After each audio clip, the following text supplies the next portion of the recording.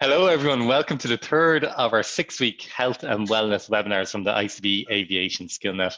Today, our presenters are once again high performance and executive coaches Jason, Kenny and Declan Dore from KD Corporate Wellness. Jason is a fitness and nutrition specialist, sports psychology coach, and has a degree in training and education. He's also an active competitor, having been represented Ireland abroad, winning several world, European and Irish titles. He's also a martial arts instructor with over 30 years experience. Declan is an inspirational trainer and executive coach. Having recovered from a life-threatening brain injury where he is told he will possibly never walk, talk, or get the use of his face back again, Declan now teaches tools for mental wellness to survive and thrive in both your personal and work lives. Today's topic is emotional health EQ, and over the course of 20 minutes, Jason and Declan will guide us through coping with life challenges and how to create a better working and living environment by becoming aware of our own feelings and those of the people around us. So this morning's delay will prepare you perfectly for it. The ground rules for today: Jason and Declan present for about 20 minutes with a 10-minute Q&A. Everyone's muted, but please provide questions via the chat function. If you hover over your screen, it should appear on the top or bottom. And without any more delay, I'll pass you over to the trusted hands of JD Corporate Wellness. Thank you very much, John, and thank you everybody for your patience. We really appreciate it. It's really ironic the way this has happened this morning, the way the internet, well, the power dropped and we tried to reboot the computer back up and everything was like this spinning wheel going around in front of the computer. And both myself and Jason really had to dig deep into the toolbox of what we teach around all this sort of health and mental well-being and all that sort of stuff. So today's conversation and training is going to be about emotional intelligence. And where did this all begin? It was, popularized by Goldman back in 1995 when there was a book. He was in the cover of Time magazine. So it's something that's really mainstream now at the moment. And at the end of this, we're going to teach and share with you 3 tools and techniques which we were using ourselves this morning when all this disaster stuff happened. And we're going to go through that with you. So myself and Jason are going to go through it with you here now. Yeah, I think definitely emotions were high this morning. But yeah, look, you know what? It's all good too. And the computer has said, no, I'm going at my pace, and that's the pace we need to go at. And sometimes it's about that too. It's just taking a quick step back. And the interesting thing about this and emotions, it's definitely one of the first things that is created in us, which brings about many of the controversies, I suppose, around the abortion and all this kind of things. That it's something that's in us, inert in us from day one. So it's an interesting fact that emotions are the first form to form in the brain. It can be found within all 3 layers of the brain before anything else. So I think that's something that needs to be just taken on board. So let's have a look at this. Is something that I suppose we probably don't do very well. Emotional intelligence is something that's been around for quite some time, as Declan quite rightly pointed out.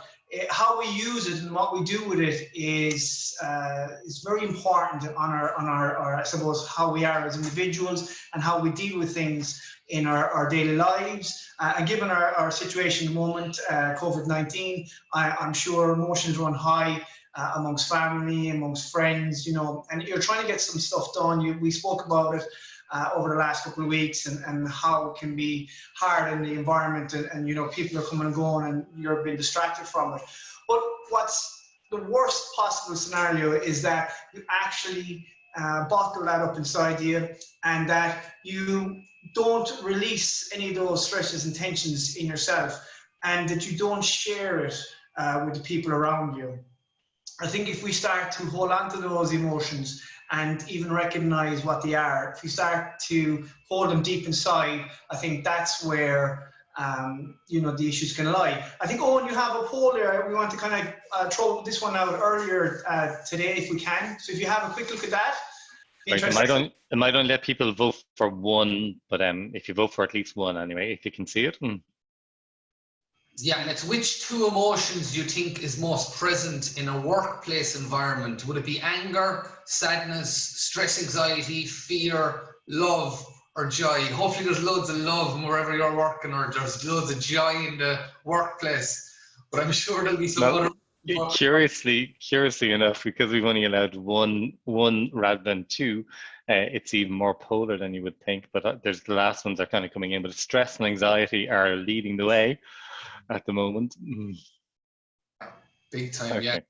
Great. I'll just end the poll and okay, I'll good. share it and let you see it. Wow, okay, very good.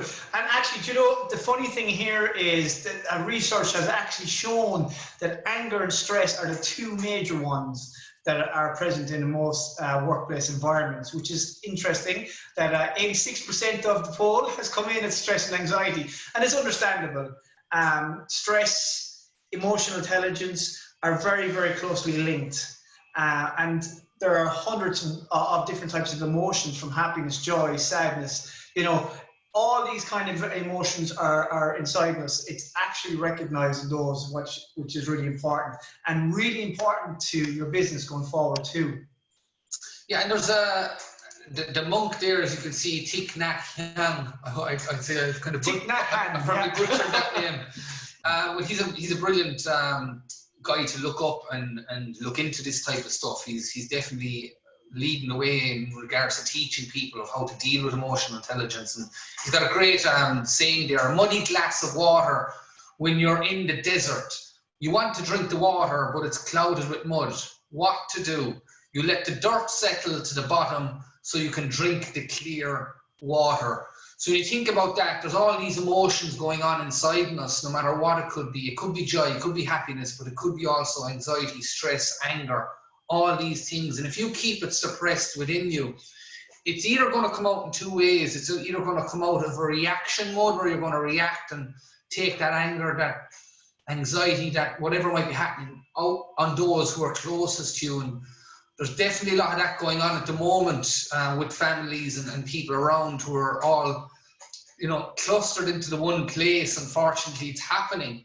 And there's another way then it happens. You either keep it suppressed and you say nothing, and then that'll lead to a lot of depression and mental health issues. So it's really good to talk and express, but trying to do it in an effective manner is key. And just very briefly on that, we have a tendency to carry a lot of that emotion around with us throughout the day. So if you start your day off on a negative, I suppose, starting point, you've maybe had an argument or something hasn't gone right, it starts to spiral and it starts to decline. That rolling boulder, it gathers a lot of momentum by the time it hits the bottom of that hill.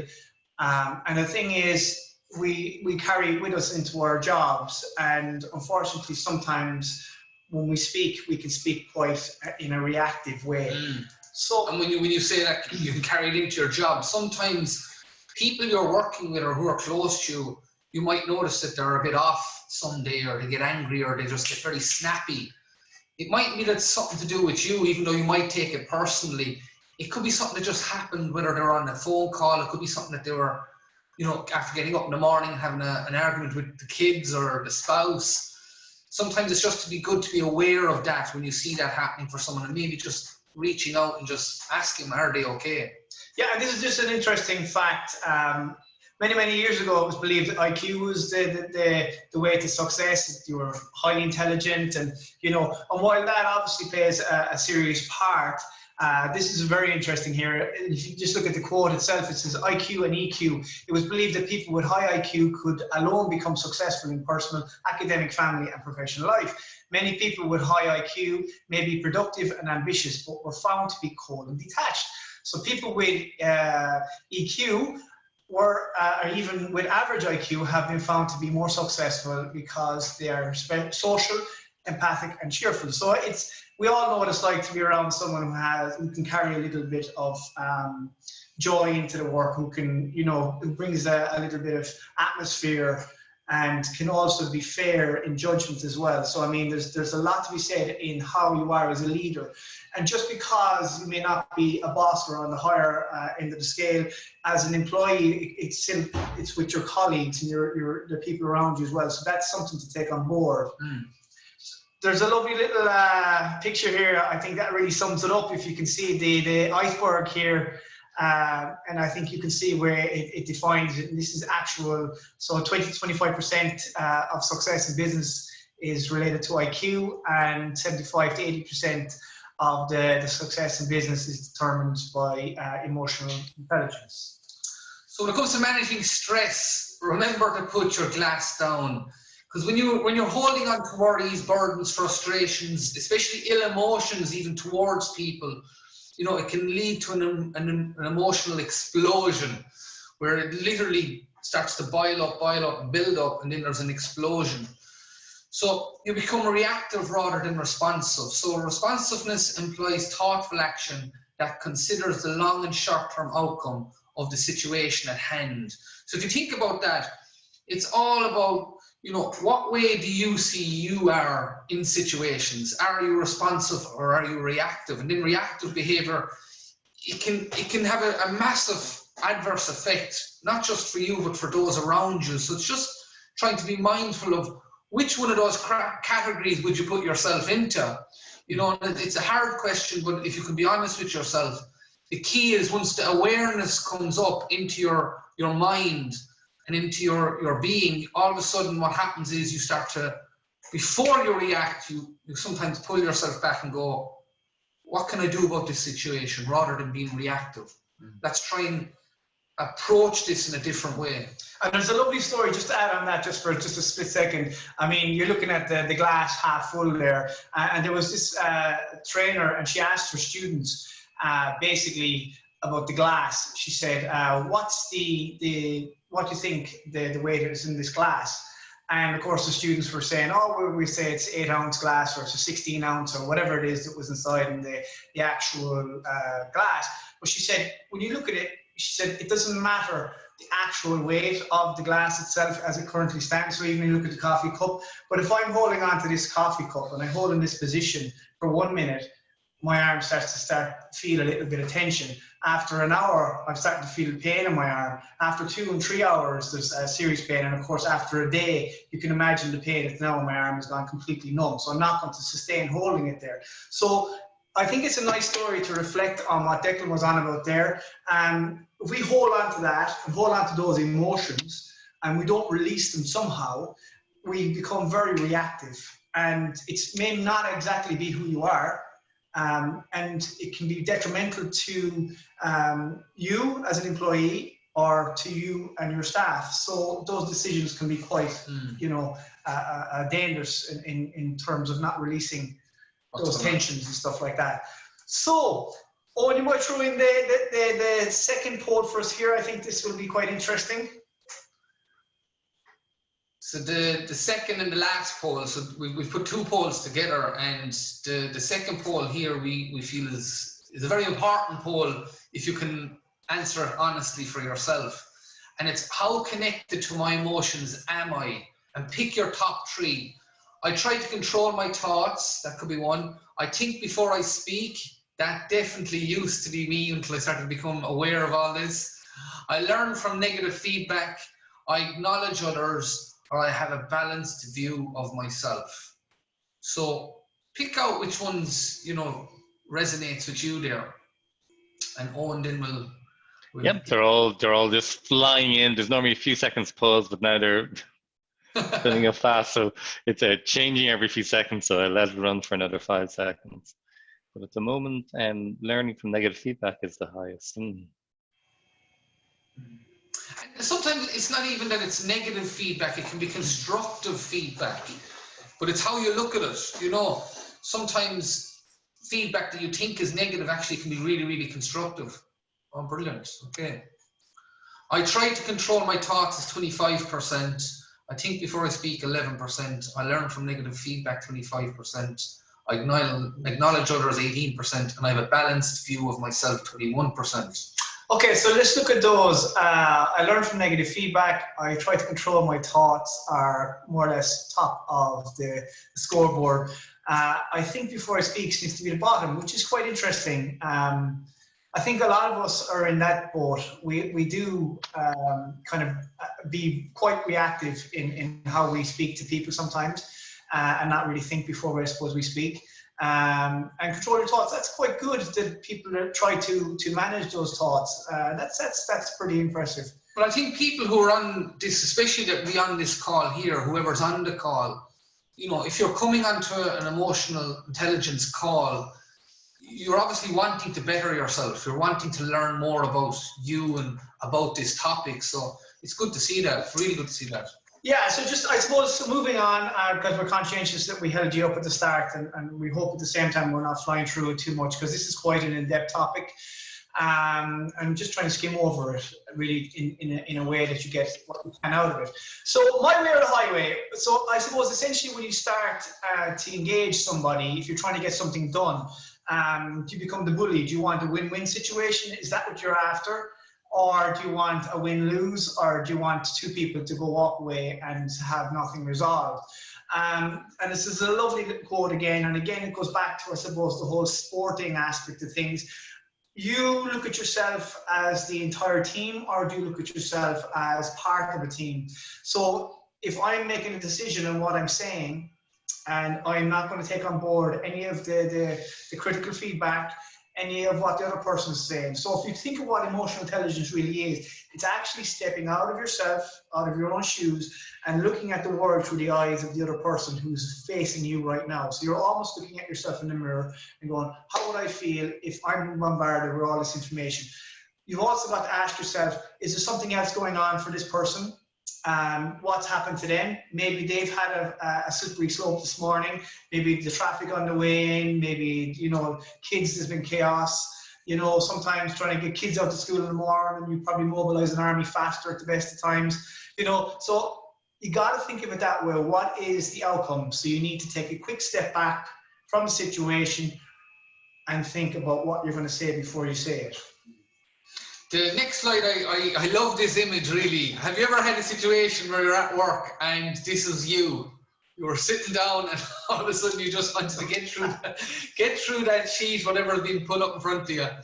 But when you think about it through someone else's eyes, I think this is a beautiful, beautiful way to look at this. And I remember a man saying to me one day, I love questioning people and asking people questions. And I asked this man who was 50 years married, and I said, John, I says, would you mind sharing with me what is your secret to being 50 years married? And like that, he answered me, and I was like, wow, what a response. He said, Declan, he said, I always put myself in my wife's shoes. I always, you know, look through her eyes and what way she's seeing things. Because doing that, I'm able to, you know, navigate where to go, what to do, and especially what to say, and where my 50-year marriage has been.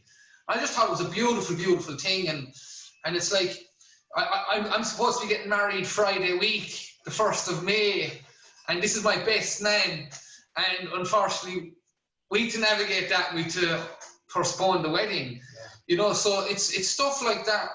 When I learned about things like that from these people who are in successful relationships, whether that's in business or that's in a long-term marriage, and I heard something like that from this gentleman, I was like, wow, that really opened up my eyes. And it actually deepened my relationship with my good lady. So it's just to look at that for yourself. Try and put yourself, personally or professionally, when something is coming at you from somebody else, instead of going into is it something to do with me, or getting into a reactive zone, put yourself into their shoes, put yourself into their eyes, and see from their situation where they're coming from. It's very, very powerful. Yeah, and I don't know if we have time on. Can we show this YouTube clip? Is it possible? Yeah, I think we're fine. If people need to jump off, they're free. And thanks very much for waiting. Okay. But yeah.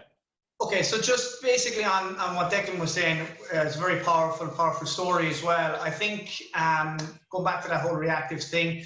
And if you're going to be screaming and shouting at someone trying to get them to do something, you know, sometimes people just, you back them into a corner and they completely disengage. And I think this is what this little video, I think will hopefully come up for us. Okay. I would assume everything will be chaotic for you today. Can you all see that, Jeff?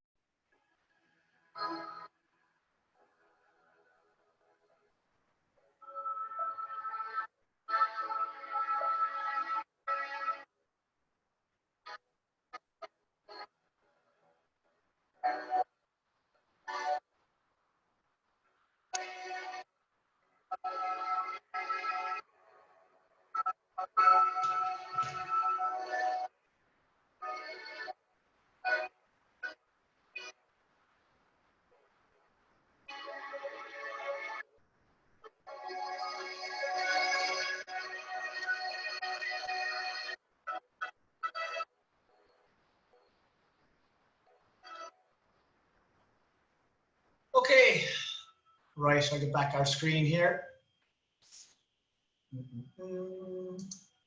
Right, so that is, I suppose, quite powerful. And what I suppose we tried to do here was, I don't know if any of you who are watching this, when we watched it and I watched it from my own personal point of view, you feel inside you the impact, the impression that's trying to be made upon you. Instead of something simply, wear a seatbelt, with the power of the music, the power of image. And as adults, kids are great, because if you give out to a child or you correct them or you say something to them, they're back, they don't pass any other further thought on it.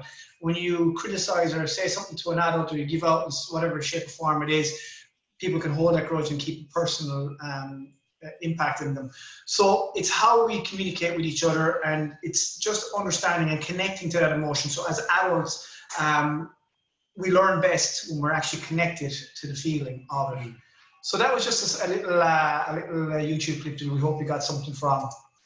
Right, the solutions. The 3 solutions that we needed to work on ourselves this morning when everything dropped. We should have probably just started with that.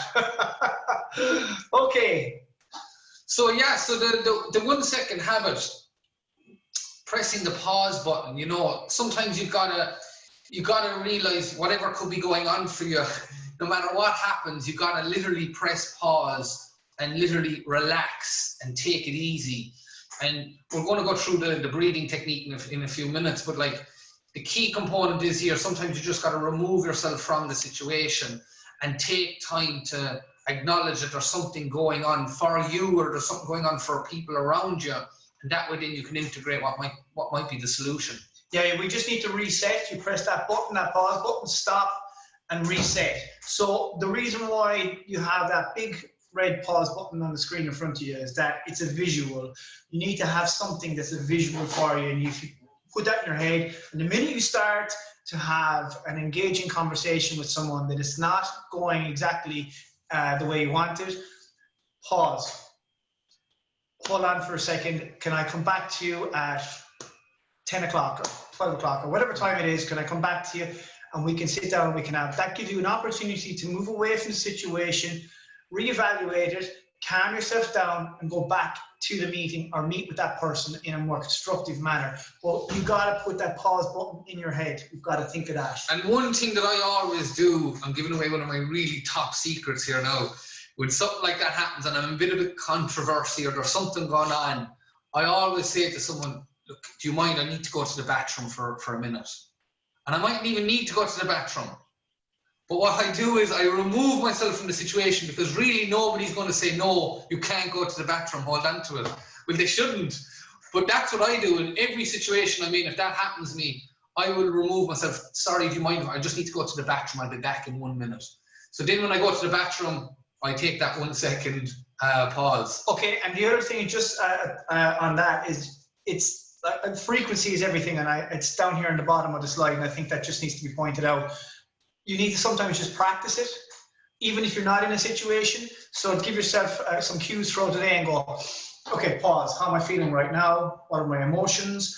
I've been working on this presentation. I've been working on a project. I've been working on whatever. I've been speaking. So how are my emotions now? And actually question yourself. And the more you press that pause button, the more familiar it becomes to you. Okay. So dealing with stress, the quick stress relief. Okay, this is, and on the next slide you'll see where it really comes into play.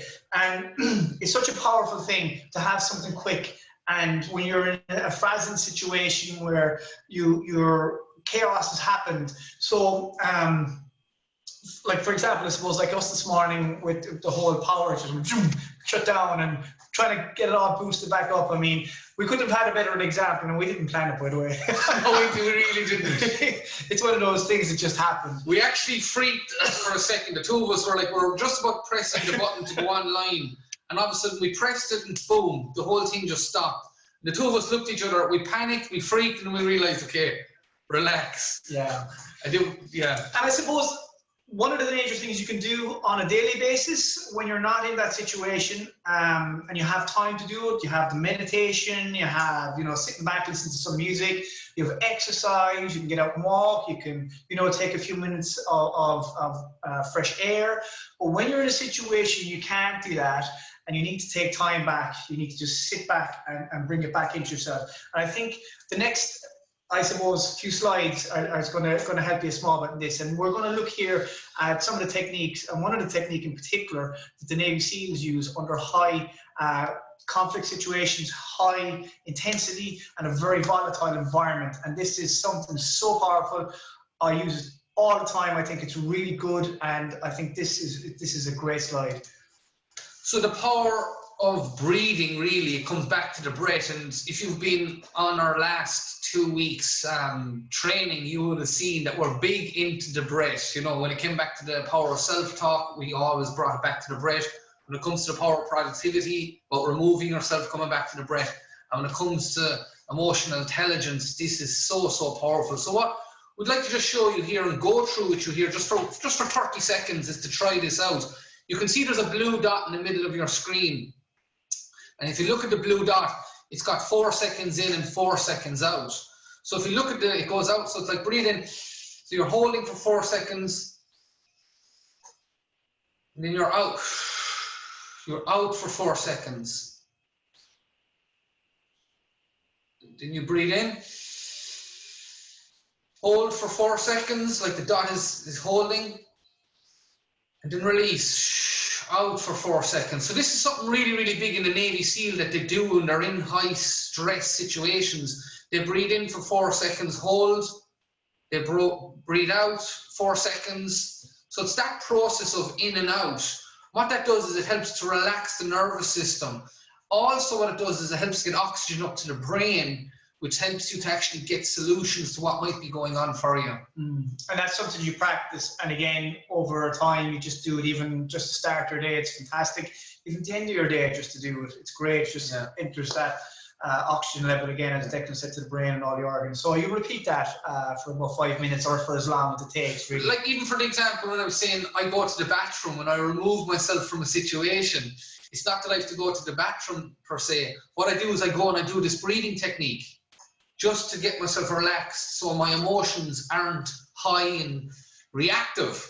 So I'm trying to relax my nervous system, relax that I won't be reacting, and then I come out with a solution. It just works beautifully. Yeah, so the third one in this is you treat your emotions, and in particular the ones that are, like we all saw on this particular presentation, and after the poll, that anxiety was fairly high on the thing. So anxiety and stress are quite high. Then you need to ask the question. So I mean, the example that we've given here is fear, and you say, when you're feeling that emotion, if something's about to happen, it could be a dangerous situation, you're feeling that danger, that fear is inside you. Or if it's a really stressful situation, you have a very high, I suppose, if there's a meeting on and there's something that's really important, you need to be at your best, and you have that stress inside you, you need to ask it. Give it a name, call it something, whatever it is, and you just speak to it. You speak to that emotion. And the classic one is here, hello fear, what are you trying to tell me? And listen to what the answer is. And actually, it forces you, it might sound ridiculous, but by labeling it and stepping back, you're actually calling it almost an individual or a name, and you're speaking to it. Once you kind of come up with an answer for yourself and you feel it inside you, again, you're connecting with that emotion. And it's such a powerful tool. So I suppose if we just look at it from the three things that we looked at today, we have the pause button, very powerful, the breathing, and speaking to your emotions, giving them a name. If you want to call it something, you can. You can, if you have a stressful Steve or something like that, if you want to call it, give it a name that's it's something that you can relate to, something that's sitting in your body and you feeling it. That's what and sometimes when you're speaking to someone, you can feel almost that blood rise. You can feel it sometimes because certain individuals have a way of pressing our buttons, and it can be said by somebody else in a completely different environment. And again, it's the same reaction. We won't have that same reaction. So we need to be able to identify those. Yeah. So just try them out. especially with the times that we're in now at the moment, if you find that you're getting all this emotional upheaval, try those 3 techniques for yourself. Remove yourself, to pause the button, do the pause button, come back to the breath, and then name it. So that's it. Owen, hopefully, I know we went a little bit over time here, and we're really grateful to everybody here who stuck with us. And if there's any questions, bring them on. That's the essence, isn't it? Getting through it and remaining calm in the middle of adversity. And just one very quick question, unless any more come through in chat, which is, can you measure your emotional intelligence? And if you can measure it, can you improve it? Absolutely. Is it a number? Yes, it is. It's something that definitely can be taught. Certainly, intelligence, I believe from studies, is actually something that's genetic, which I was quite shocked to learn.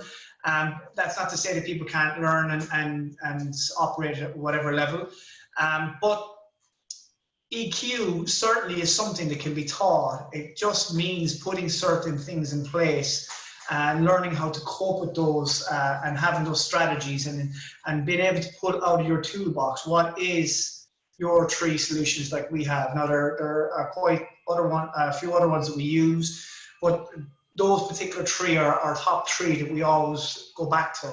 Another great one is just literally count back from 10 down to 1 and just keep counting backwards, back, and then just take a breath.